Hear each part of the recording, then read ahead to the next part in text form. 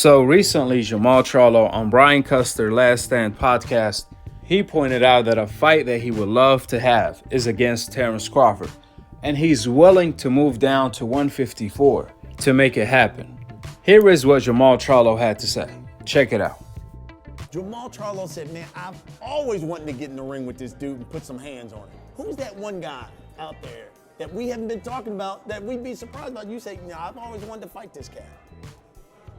Terence Crawford. Oh, how about that? Yeah. I'll fight him. I'll fight you, Terence. Yeah. I'll come back down to 54 and fight Terence Crawford. Yeah. Okay. For the full interview, I'm going to leave the link for the video in the description box below. Nevertheless, boxing pound for pound #1 Terence Crawford quickly responded by stating, quote, "Laughing emojis. At Future of Boxing, you coming down to fight me at 154? Laughing emojis. Bro, I know you would. I believe you too. But your brother, still the P word. Wink emoji." It looks like Bud Crawford is playing psychology with the Charlo twins. Because one thing we do know is that there is nothing Jermall would do that Jermell wouldn't do. Jermall Charlo have always challenged himself more than Jermall Charlo ever had. Therefore, for Jermall Charlo, who's at middleweight, to want to fight Crawford, who's at welterweight, is so hypocritical on so many different levels, according to Charlo's own logic. Because back in the day when Andrade was calling out Jermall Charlo for years to unify, all Jermall Charlo did was turn down the fight. Then when Andrade called out Errol Spence, because at the time Errol Spence called out Canelo, who was also at middleweight, then I believe he moved up to super middleweight. Andrade told Errol Spence, well look, since Canelo won't fight you, I will. I will give you a title shot at middleweight if you want to move up like Mikey Garcia did. That's when Jermall Charlo was clowning Andrade for wanting to fight a welterweight in Errol Spence. Bro, did you hear this? Andrade fighting Earl. Andrade's challenging Earl at once. See, it's clout chasing, bro. Look, you can't make 154. If you know boxing, you wouldn't even like that sounds stupid, you know? It's this new word everybody been using these days called clout. Keep in mind, he was clowning Andrade for wanting to fight a welterweight in Errol Spence, but he did not step up to the plate and accept the $7 million in order to unify with Demetrius Andrade. Nevertheless, the point is, Jermall Charlo was clowning Andrade for the same thing he did on Brian Custer, which is wanting to fight a welterweight in Crawford. And he's willing to move down to 154 to make it happen. So he's serious. He's not just talking about a fantasy match. Even though we all know, first of all, he's not making 154. He recently just said that he's the biggest middleweight and super middleweight in the world. Second of all, he has nothing to offer. Crawford, he's swimming with the big fish right now.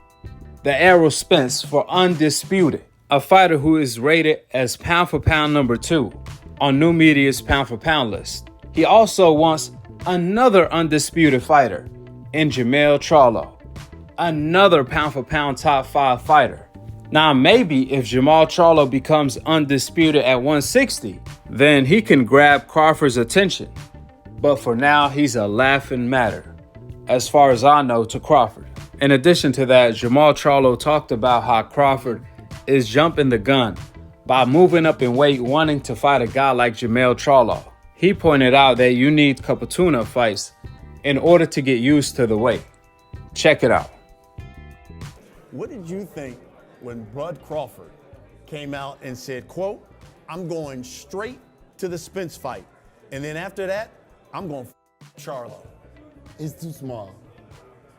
My brother a dangerous fighter. And I told Bud to himself, hey, fall back. They all talk that until they really get in there and do that. Bud got a lot more to worry about than Jermell. I mean, you gotta start, you can't just jump up in the tree, you gotta start slowly. So, if so, let's see what he do. You know, if so, I'm pretty sure my brother entertained the fact Bud Crawford wanna fight him, but it is what it is. But you see, That's how we all know Crawford and Jermall Charlo are cut from two different cloths. Just like Floyd Mayweather, Terence Crawford have always moved up in weight, wanting to fight the best right away, no tune-up. That's exactly what he wanted to do against Keith Thurman. That's exactly what he did against Jeff Horn. And that's exactly what he's trying to do now against Jermall Charlo. Moving up to his fourth weight class, just like Floyd Mayweather did when he moved up to his fifth weight class against Oscar De La Hoya Cotto and Canelo Alvarez. On the other hand, Jermall Charlo is still making excuses to this day, from vaccination to not fighting anybody under 25 years old, to Benavidez is too big. Jermall Charlo doesn't even want to move up to his third weight division. With tune-ups to fight Benavidez, he's still complaining about Benavidez's weight, while Benavidez is bullying him in the media. We know Crawford would have done it. I mean, you don't have to look too far. Crawford is in his third weight division as we speak, and he's fighting pound for pound number 2 in Errol Spence. You never heard Crawford say Errol Spence is too big, he's a weight bully. In fact, it's the contrary. Crawford is the smoke. He's trying to cook some Texas barbecue. In addition to that, Crawford fought the Benavidez in his division, Jose Benavidez. On the other hand, Charlo keeps complaining about David Benavidez being too big at 168. He'd rather unify at 160.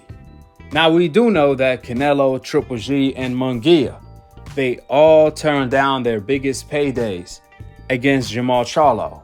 However, one fighter that was willing to fight him is Demetrius Andrade.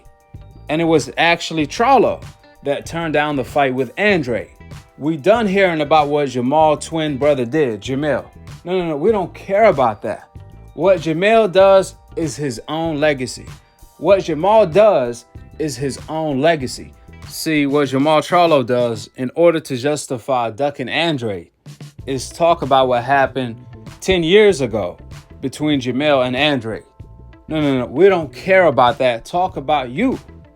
What happened between Jermall and Andrade? Well, we all know what happened. Charlo turned down $7 million to unify with Andrade. So, let me get this straight. Charlo says Benavidez is too big, he's not in my weight division. I'd rather unify in my division.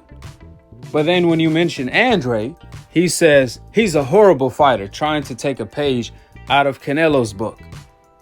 He told Andrade, fight my leftover, Montiel, then maybe we can fight. But ironically today, Charlo is fighting Andrade leftovers in Zaleski. You really can't make this up, the irony of it all. At this point, Jermall Charlo is destroying his career. And we don't have to feel bad about it because he's doing it with his own hands. Jermall Charlo is one of the best fighters out there. However, he has to go out there and prove it. But recently, it seems like he lost all of his confidence because of Benavidez and Andrade. It seems like he's a lost soul. At this point, he's a walking contradiction. Every time he talks about Benavidez and Andrade, Jermall Charlo's nickname is the future of boxing. He's 32 years old, and by the look of it and the way his career is heading, he needs to change his nickname to the past of boxing because he's becoming the past, not the future. He's wasting his prime years and his career waiting on ducks in Canelo, Triple G, and Munguia.